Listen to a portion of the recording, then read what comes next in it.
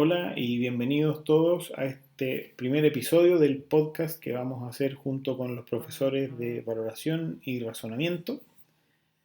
Mi nombre es Matías Osa y estoy a cargo de la cátedra de razonamiento clínico.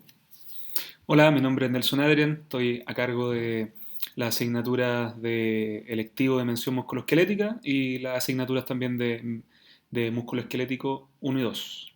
Y también participo en razonamiento clínico.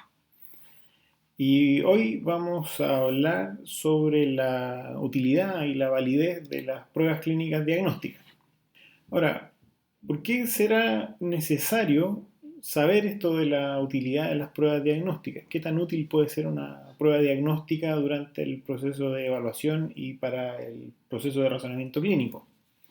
Claro, se supone que las pruebas diagnósticas provienen mucho del ámbito biomédico, entonces muchas veces nosotros tratamos de poder hacer un tipo de diagnóstico que sea muy similar al del traumatólogo, pero en realidad las pruebas diagnósticas nos pueden a nosotros ayudar a guiar un poco el objetivo del tratamiento y también cuáles van a ser los mejores resultados de tratamiento que nosotros queremos tratar. O sea, si yo no tengo claro cuál es la condición que puede presentar el paciente, es muy probable que mi intervención esté orientada a algo que me llevó por error. O sea, por ejemplo, es fácil equivocarse entre un tejido y otro o en la condición más relevante que pueda tener el paciente en ese momento.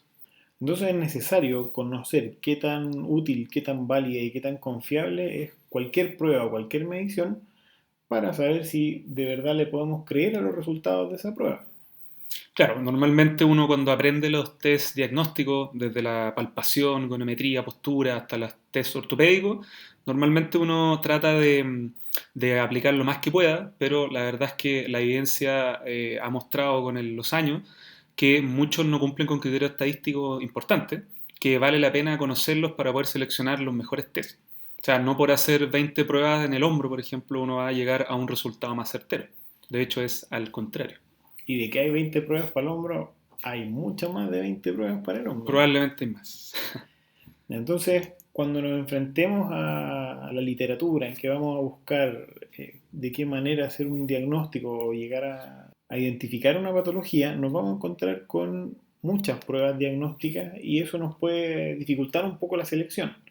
Entonces, para hacer un proceso más eficiente en el que podamos seleccionar las pruebas que de verdad nos ayuden a identificar esta patología o esta condición, conviene conocer estos indicadores que vamos a ver ahora sobre la validez o sobre la confiabilidad que tiene cada prueba para poder discriminar qué prueba va a ser útil y qué prueba no va a ser útil y así guiar desde el estudio que vamos a hacer para aprender estas pruebas hasta cómo va a ser el proceso de evaluación.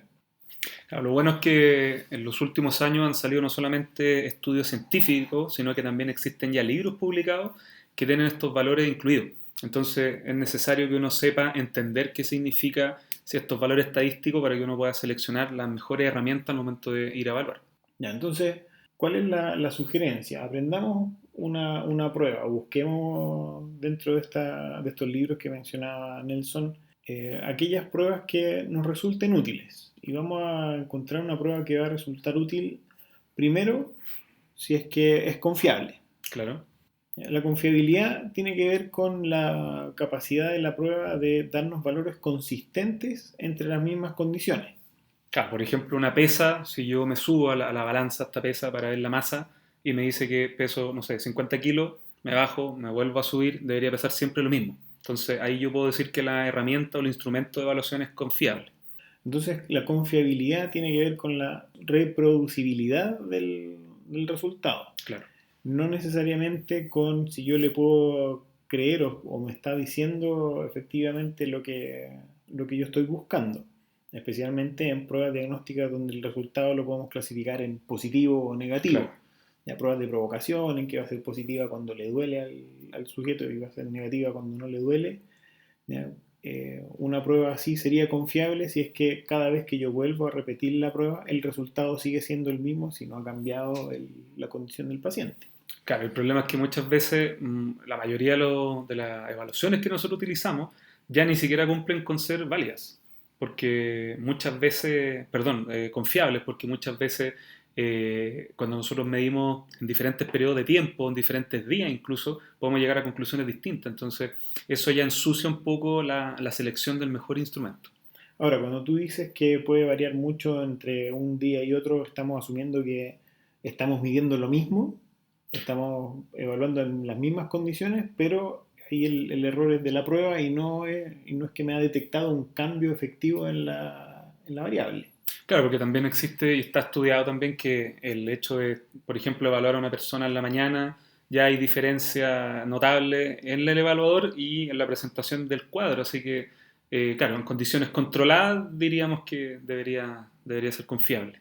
Entonces una prueba solamente es confiable cuando podemos repetir los resultados en las mismas condiciones. Claro. Ahora, si yo le puedo creer a la prueba en términos de los resultados que me da, si yo los puedo interpretar como la presencia o ausencia de una condición, ahí estamos hablando de la validez de la prueba. Uh-huh. La validez, entonces, ¿cómo la tendría definida? Estaría definida como que el instrumento es capaz de medir lo que se supone que dice que mide. Vale decir, nosotros decimos que es válido, por ejemplo, si yo voy a medir el rango de movimiento articular y efectivamente el instrumento me está dando ese dato. Entonces, por ejemplo, la econometría, a nosotros nos enseñan, ¿cierto?, que es para medir justamente el rango articular. Sin embargo, es una prueba que no es directa porque lo estoy evaluando por fuera del cuerpo humano y también estoy midiendo de forma indirecta la extensibilidad de la piel, de los tejidos. Entonces, no sería tan válida, entre comillas, porque estaríamos midiendo una serie de otros factores que también están asociados al rango articular. Ahora, eso también varios podrían discutir ese criterio de validez sobre la Econometría. goniometría, Uh-huh. porque finalmente lo que nos interesa es si la articulación osteokinemáticamente de forma completa se mueve. Claro. No tratamos de discriminar a través de esa medición cuál es la causa de la restricción o de la eventual hipermovilidad. Uh-huh. Ah, pero igual hay estudios que han mostrado, por ejemplo, que el inclinómetro de un celular es más válido que el gonómetro de plástico que tenemos todos como regla. Ese sería un ejemplo más o menos de lo que es la validez. Sí. Así que todos busquen en su celular el inclinómetro El inclinómetro, para sí. empezar a medir De los hecho, rangos de movimiento. el del iPhone está validado, o sea, como instrumento. Y además hay aplicaciones también de gonómetro que existen para distintos móviles. Ya, eso tendría que ver con una prueba o una medición de una variable continua, ¿no? Como es Uh-huh. el rango de movimiento. Uh-huh. Ahora, si estamos tratando de diagnosticar una patología o una condición o una lesión, ahí la variable la podríamos calificar como una variable dicotómica, tiene o Claro, no tiene. claro. Entonces tendríamos que usar una prueba que también tuviera resultados dicotómicos que vamos a llamar positivo o negativo. Claro, como ausencia o presencia, es lo mismo. Sí. Entonces esas pruebas también cometen errores o podemos cometer errores a través de la prueba. Ya podemos cometer un error en el que pensamos que la prueba nos da positivo, Uh-huh. pero en realidad el sujeto no tiene la condición. Eso es lo que llamamos un falso positivo o error tipo 1. Claro. Y está lo contrario también, que se llama falso negativo, en que la prueba no detectó una condición que sí tiene el paciente. Entonces, dependiendo de qué tan frecuentes sean esos errores en una prueba, vamos a tener valores de sensibilidad y especificidad para esa prueba. Claro, o sea, acá lo lógico o lo esperable de los tests que nosotros utilizamos es que si aplico el test y el paciente sí tiene la condición, hablamos de un positivo verdadero, y si no tiene la condición y el test me dio negativo, entonces sería un negativo verdadero, que eso es lo que buscamos siempre. El problema entonces sería que la mayoría de las veces los tests que ocupamos en el área musculoesquelética no cumplen con estos valores de sensibilidad y especificidad. O sea, normalmente los test, por ejemplo, que se utilizan en algunas condiciones graves como algunos tipos de cáncer o test de embarazo, sí tienen valores altísimos de sensibilidad y especificidad y por lo tanto uno puede confiar que el resultado que te dio es lo que te está diciendo que es. Lamentablemente en nuestra área los test no llegan a esos valores, a esos rangos, y muchas veces hay algunos que ni siquiera alcanzan un rango de corte, por lo tanto deberían incluso desecharse, pues nos pueden llevar a algún tipo de error diagnóstico o error en la interpretación. Ya, y tú mencionaste en esa descripción los conceptos de sensibilidad y especificidad. Claro. Existen varias definiciones, pero una simple sería que la sensibilidad, hablamos entonces de la proporción de pacientes que tienen una condición específica y el test logra identificarlos como positivos. Eso sería un test que sea sensible. Y el específico habla de la proporción de pacientes que no tienen una condición y que además el test identifica como negativo. Entonces, eso serían como unas definiciones más o menos estadísticas de lo que significa la sensibilidad-especificidad. Pero lo interesante es que esos valores normalmente se recomienda que en el ámbito nuestro debiesen, digamos, musculoesquelético, debiesen llegar a valores cercanos al 80%. O sea, con eso uno podría ya como asumir o podría considerar esta evaluación como que sea útil. Ya, es interesante y aquí es donde muchos nos podemos confundir desde la definición de lo que significa sensibilidad y especificidad a cómo lo aplicamos. ¿Ya? Si la sensibilidad está definida como la proporción de pacientes que efectivamente tienen la enfermedad y el test les da como positivo, eso quiere decir que cada test negativo va a ser un verdadero negativo. Por lo tanto, un test con alta sensibilidad nos va a ayudar a descartar una condición cuando el test sale negativo, porque la tasa de falsos negativos es muy baja. Claro.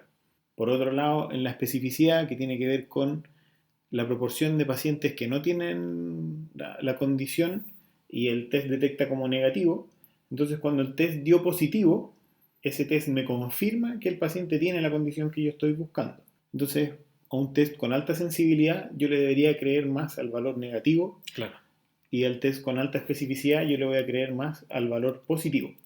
Claro. Por eso es que normalmente lo esperable es que ambos valores sean altos. O sea, que por ejemplo un test ortopédico tenga, no sé, 90% sensibilidad y 90% especificidad. Con eso yo me aseguro que si me dio negativo, probablemente no esté la condición y si me dio positivo, probablemente sí la tenga. ¿Cuál es el problema? Que en el ámbito ortopédico la mayoría de los tests tienen relaciones inversas, o sea, una alta sensibilidad en un test se acompaña de una baja especificidad. Y ahí vienen los problemas de interpretación. Porque no todos los tests que nosotros realizamos necesariamente tienen que ser positivos para ir a confirmar una condición. Entonces nosotros solemos pensar que, por ejemplo, yo quiero provocar algo en la rodilla o estoy buscando alguna condición específica, solamente me van a interesar los que me dieron positivos. Ahí hay un problema de interpretación. Y eso también va acompañado de que nosotros tenemos que seleccionar pruebas que nos permitan descartar, idealmente al inicio del examen. Entonces, al inicio del examen físico yo voy a seleccionar pruebas que tengan quizá una alta sensibilidad. Claro. ¿Ya? Que muchas pruebas tienen una sensibilidad alta para muchas condiciones, pero una especificidad baja porque no me sirven para detectar una en particular.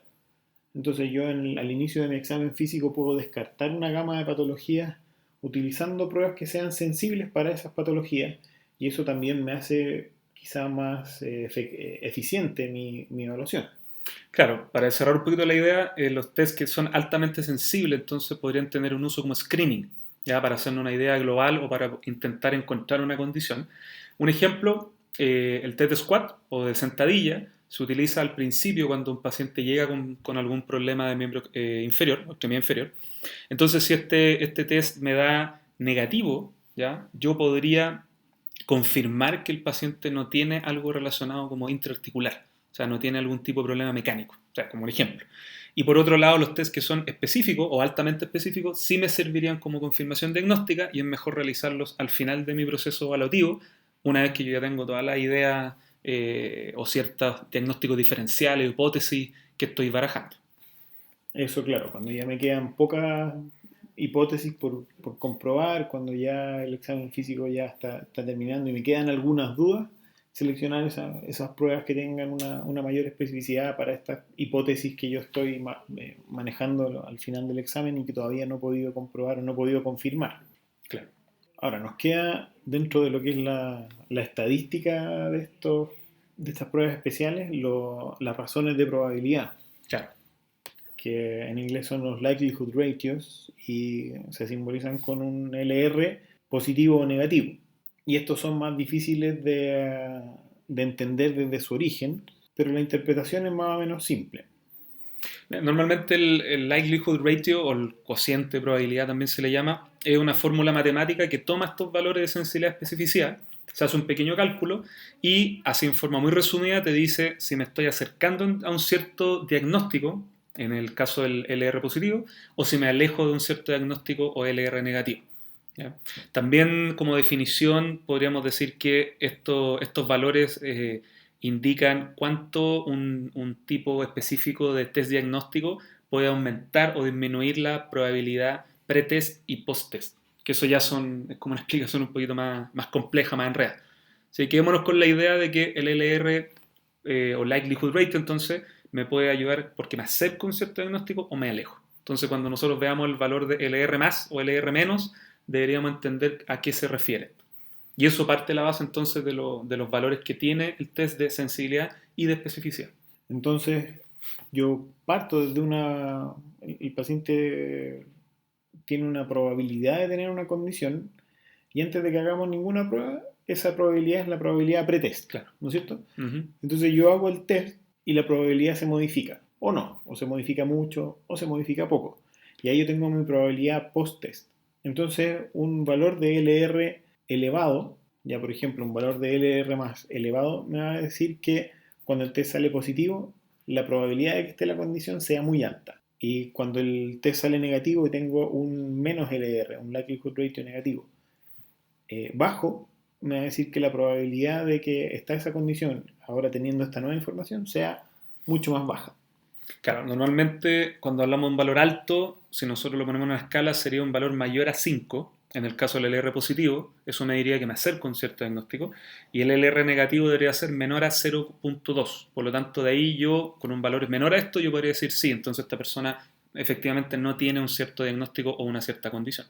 Se toman estos valores cortes de 5 o de 2 porque en realidad se podría llegar a más de 10, pero prácticamente ningún test ortopédico llega a esos valores. Así que con sobre 5 confirmo, con el LR negativo de menor a 0,2 yo podría descartar una cierta condición.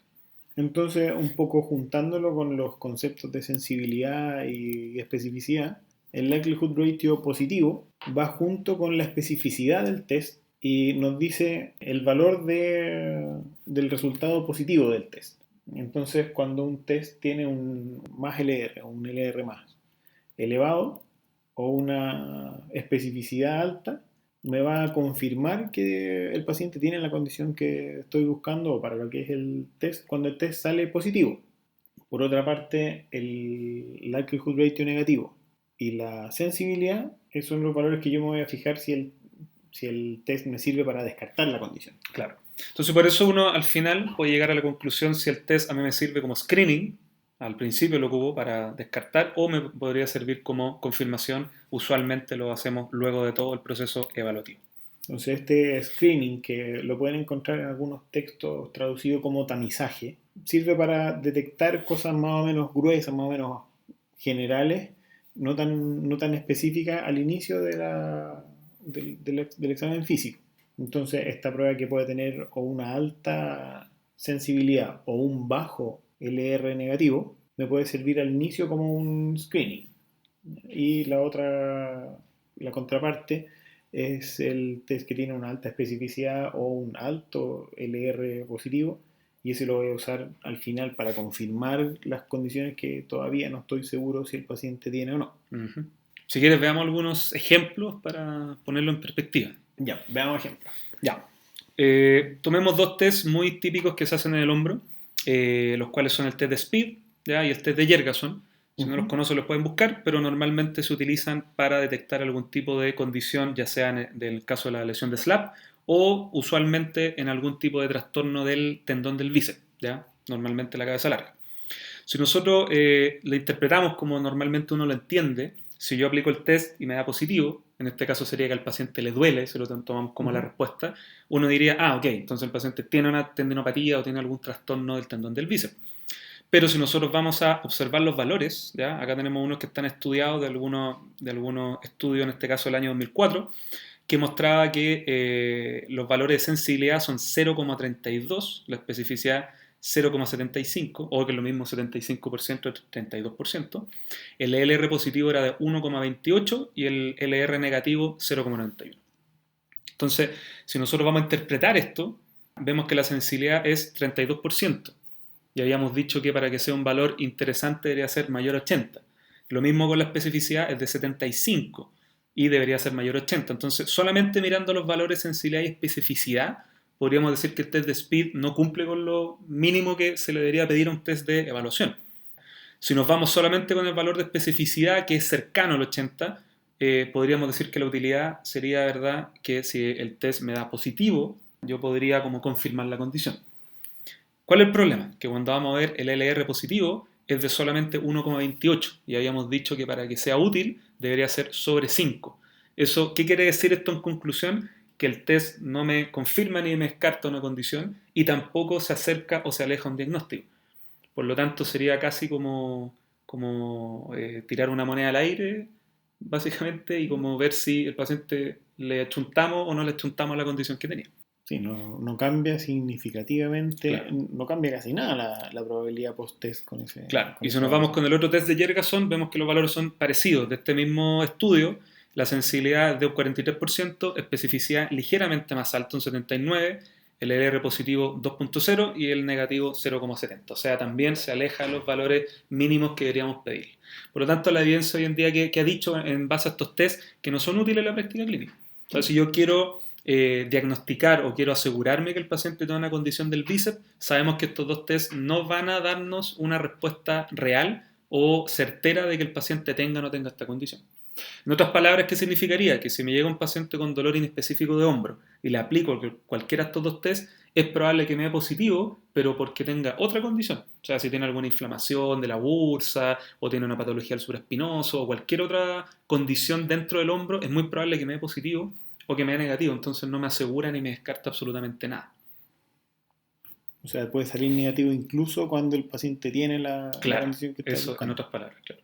Ahora existe el test de Hawkins-Kennedy, que también es muy utilizado, el cual, debido a los valores que existen reportados en algunos estudios, por ejemplo, este estudio que es del año 2005, lo evaluó y lo fueron comparando con resonancia magnética, encontraron que el test de Hawkins podría tener una utilidad como un test de especificidad. O sea, vale decir que me ayudaría a descartar una condición. ¿Ya? Vale decir si Ah, este test me da perdón, positivo, a confirmar la condición. a confirmar, perdón. Entonces, en este caso, uno de los estudios que está acá, dice que tendría una especificidad al 100%. Eso quiere decir que si me da positivo, yo confirmo la condición. Ahora, ¿cuál es el problema del test de Hawkins? Que existe así como harta controversia porque hay otros estudios que han mostrado que la especificidad no llega al 20% o que la sensibilidad no llega al 60%. Por lo tanto, hoy en día también es un test que no lo podemos hacer solo y es por eso que existe la agrupación de varios tests que se le conoce con el nombre de los clústeres. ¿Ya? Y si esto se utiliza junto con el signo del arco doloroso y el test del infraespinoso, si todos estos tests son positivos, entonces la posibilidad de tener una lesión, en este caso del hombro, ¿verdad?, subiría como a un LR positivo de 10. Quiere decir que es muy probable que el paciente efectivamente, ¿cierto?, tenga una condición, estamos hablando acá de una lesión del manguito rotor. Pero la condición base, ¿cuál es? Que se hagan estos 3 tests. Y eso es un clúster. O sea, si yo hago entonces el test de Hawkins por sí solo, no me va a entregar un valor que yo pueda confiar. Tiene que ser hecho con estos otros tests. Incluso cuando tú haces los 3 tests y los 3 salen negativos, el likelihood ratio negativo es de 0,17. O sea, también es útil para descartar ese clúster. Claro, en este caso, este clúster, si me sale todo positivo, tiene la condición, si me salen todo negativo, no tiene la condición. O sea, así de bueno es este clúster. El problema es que normalmente a nosotros no nos enseñan los clústeres, entonces uno que hace, cuando sospecha alguna lesión, se pueden hacer muchos tests distintos y el problema es que te puede llevar a que todos sean positivos o todos sean negativos y por lo tanto nos confundimos qué es lo que está pasando. Y por último, otro ejemplo para salir del hombro, en la rodilla, tenemos el test de Tesali, que es uno de los tests que fue descrito como uno de los mejores que pueden existir para rodilla, pensando en lesiones de menisco. Este es un test que se hace, un test como de provocación funcional porque se hace en carga, ¿ya? Y el paciente gira en torno a su rodilla. Existen dos formas de hacerlo, en 5 grados de flexión o en 20 grados de flexión. Nos vamos a quedar con el de 20, que es el que tiene los valores más importantes. Y acá vemos, por ejemplo, cuando me puede detectar, tiene una alta sensibilidad para detectar lesiones combinadas de ligamentos cruzados y de menisco o cada menisco por sí solo. De hecho, la sensibilidad llega al 90% en algunos casos y la especificidad al 96%. Eso nos dice inmediatamente que este es uno de un buen test, que si da positivo, yo podría casi que asegurar que el paciente tiene lesión meniscal y si da negativo, podría casi que descartarla. Y si nos vamos a los valores de LR, fíjate que el LR positivo es de 29,67 según un estudio y el LR negativo es de 0,11. O sea, cumple totalmente con los criterios estadísticos que dijimos. Entonces esto nos podría llevar a una gran, digamos, sería un gran test del punto de vista diagnóstico. Bueno, con eso terminamos nuestro episodio piloto de podcast de valoración y razonamiento. Esperamos poder continuar con esto, que les hayan quedado más claros estos conceptos. No, espero que esto le haya ayudado para poder, digamos, seguir en el estudio y poder haber entendido de otro punto de vista quizás estos criterios diagnósticos que, claro, son un poquito complejos de entender a primeras, pero sirven bastante para guiarnos, para elegir al final las mejores estrategias de tratamiento, ¿ya? Entonces, al final, si yo no me estoy basando, por ejemplo, en algún supuesto falso, es muy probable que mi abordaje también, al basarse en estos supuestos falsos, sea erróneo. Entonces, para poder maximizar los resultados del tratamiento, es que es necesario conocer los valores de estas intervenciones en cuanto a la evaluación. Eso, muchas gracias por escucharnos y estarán atentos a un próximo episodio, probablemente dentro de la próxima semana. Muchas Y gracias. sigan estudiando.